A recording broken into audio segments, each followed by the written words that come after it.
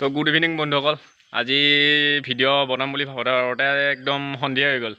তাৰপিছত ইটা এটা বস্তু দেখাম বুলি ভাবি আছোঁ। আপোনালোকৰ ভিডিঅ'টো চাই থাকক আগলৈকে।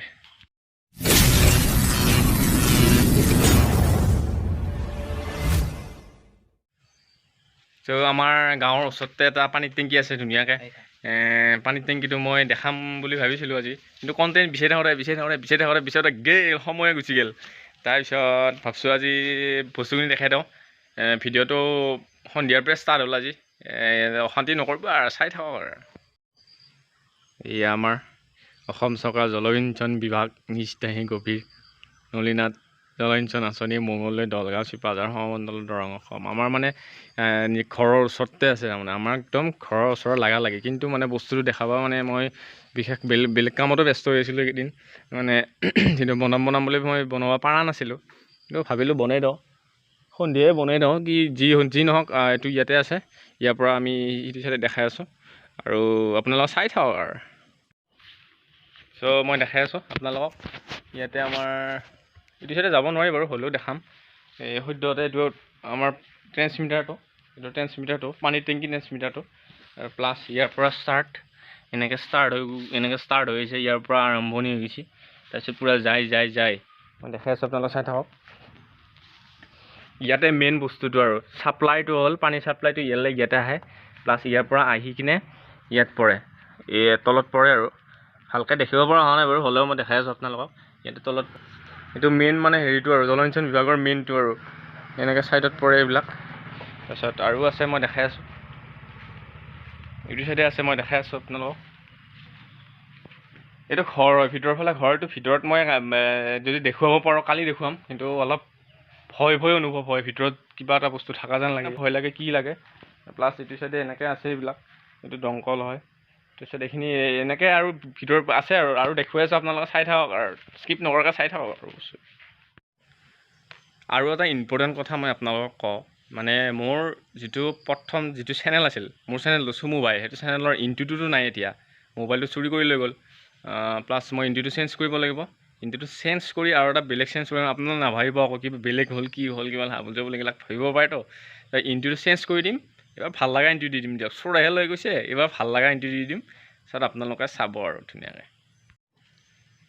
আৰু এটা বস্তু দেখাম আপোনালোকক, একদম বস্তু এটা দেখাই আছোঁ আপোনালোকক। ইয়াতে কি কৰা হৈছিল জানানে বাৰু?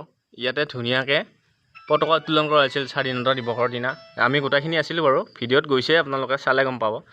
গতিকে এইবিলাক বস্তু থকাটো আৰু দেখাটো ভাগ্যৱান হ'ব লাগে, ভাগ্যৱান বুলি মই নিজকে ভাবোঁ। আমাৰ ঘৰৰ ওচৰতে যিহেতু মানে আমি ধুনীয়াকৈ পতাকা উত্তোলন কৰিছোঁ, আমি নিজেও কৰিছোঁ, ইয়াতে কৰিছোঁ, এইবিলাক আৰু এনেকৈ আহিব লাগে উঠি।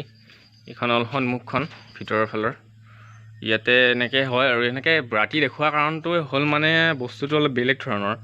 ইয়াতে আমাৰ ওচৰতে পানী টেংকি, যিহেতু আমাৰ ইয়াতে আহাৰকেইটা ইমান হেৰি নাই, হ'লেও মই দেখা দিছোঁ। আৰু সিফালে তাতে ইঞ্জিনিয়াৰ, ছফ্টৱেৰ ইঞ্জিনিয়াৰবিলাকৰ মানে মানুহবিলাকৰ কিবা কাম কৰে, সেইটো ভিতৰত দুজনী থকা থাকে। আৰু এইবিলাক ছাইডৰ পিনে এনেকৈ আছে। এতিয়া মই যে বস্তুখিনি দেখালোঁ, পানীৰ টেংকিটো দেখালোঁ ধুনীয়াকৈ। পানীৰ টেংকিটোৰ কাৰণে আমাৰ বহুত সুবিধা, আমাৰ গাঁওখনৰ মানুহখিনি বহুত সুবিধা। এতিয়া গাঁওখনৰ বুলিয়ে নহয়, এতিয়া আমাৰ ধৰ 6 কিলোমিটাৰ 7 কিলোমিটাৰ দূৰতো মানে পানীৰ যিটো কি বুলি কয়, এইটো মাজত কিবা পাইপৰ নিচিনা পোতে আৰু পকাৰে বনাই পাইপৰ নিচিনা কৰে, তাতে ধুনীয়াকৈ পানী ওলায়। কঠীয়া ষ্টাৰ্ট কৰাৰ পৰাই আৰম্ভ কৰি আমাৰ মানে খৰালি কালতো দিয়া যায় পানীটো, খৰালি কালতো দিয়ে পানী টেংকি পানী ধুনীয়াকৈ কঠীয়া ৰোৱাৰ পৰা ষ্টাৰ্ট কৰি একদম আৰম্ভণিৰ লাগি, আৰম্ভণিৰ পৰা সেই আৰম্ভণিৰ পৰা শেষৰ লাগি একদম বহুত আৰামত যায়। তাৰমানে আমাৰ কৃষকৰ মানুহখিনিয়ে টেনশ্যন নোহোৱাকৈ থাকি যায় আৰু না, ধুনীয়াকৈ যায় আৰু আমাৰ গোটেই অঞ্চলটোৰ কাৰণে ভাল আৰু তাৰমানে একদম পানী অসুবিধা নহয়। পানী আৰু আমাৰ এইখিনিত বুলি নহয়, এতিয়া ধৰ বনিয়াৰ পৰা সেইটো চাইডে হয়, এৰিয়াত আছে আমাৰ এই পানী টেংকিটো যিটো এৰিয়া, এই এৰিয়াত তাৰমানে পানীখিনি কৃষকৰ কাৰণে বহুত ভাল। তাৰমানে কৃষকৰ মন তাৰমানে যেনেকুৱাকৈ মন টেঙা নাথাকে আৰু যে পানী নাই, বৰষুণ কেতিয়া হ'ব, সেইটো চিন্তাত নাই আৰু। তাৰমানে বঢ়িয়াকৈ ধুনীয়াকৈ ড্ৰেইন কাটি লাইন থাকিল, পানী দিলা, পানী টেংকি মানুহ আহিল, লাইন থাকিল, পানী দিলা আৰু বাছ। এতিয়া কথাটো হৈছে এনেকুৱা, তাৰমানে ভিডিঅ' বনাম কৰি এতিয়া ৰাতি হ'লে আজি এতিয়া সন্ধিয়া হৈ গ'ল। কাৰণটো কি জানানে চলিয়াত, মানে বস্তুটো এনেকুৱা লাজ ভয় সেইটো বস্তু তাৰমানে এতিয়াও এৰাই নাই তাৰমানে এতিয়া অলপ আছে মই এনেকৈ ফ কথা কৈ থাকোঁ যেই কেমেৰাটো আহি যায় তেই নোহোৱা হৈ যায় তাৰমানে আমি হ'লো গাঁৱৰ চলি এতিয়া কণ্টেণ্ট বিচাৰি চাব পাৰি একদম বহুত কণ্টেণ্ট আছে যদি বিচাৰি পাওঁ কিন্তু এলাহ ভাৱটো এতিয়া আপোনালোকেহে মোক মাৰিব পাৰিব অলপ ছাবস্ক্ৰাইব কৰি দিয়ক যে ভিডিঅ' লাগে বুলি যদি দুটামান কমেণ্টতো আহে তেতিয়া ভাল লাগিব আৰু শ্বেয়াৰটো বেছিভাগে কৰিছে বাৰু এতিয়া পাৰালৈকে কিন্তু আকৌ বাকীখিনিওতো আপোনালোকৰে হাতত লাইক শ্বেয়াৰ ছাবস্ক্ৰাইব এইগিলা মোৰ হাতত নাই আপোনালোকৰ হাতত এতিয়া এইখিনি যেতিয়া কৰি দিয়াৰ লগে লগে মোৰো জুচটো মাৰিম আৰু এইবাৰ এতিয়া তাতকৈ আৰু এটা ডাঙৰ কথা মই আপোনালোকক কওঁ যে মোৰ ইউটিউব চেনেলৰ নতুনকৈ আহিছোঁ মানে নতুনকৈ ভিডিঅ' দিয়া কৈছোঁ যিহেতু চেনেল আছে মোৰ এনেকুৱা এটা ৰাপ হৈছে তাৰমানে